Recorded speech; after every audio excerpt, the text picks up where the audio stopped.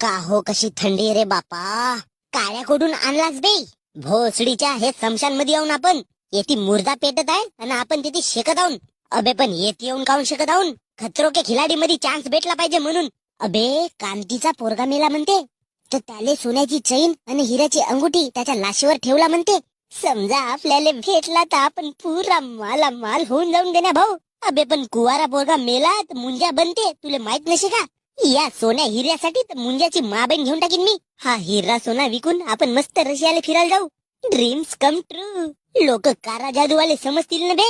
लोक तर आपल्याला एक नंबरचा चुतिया आणि एक नंबरचा लोपर समजतात पण आपल्याला कधी फरक पडला का. हो म्हणा तसा फरक तर कधी नाही पडला.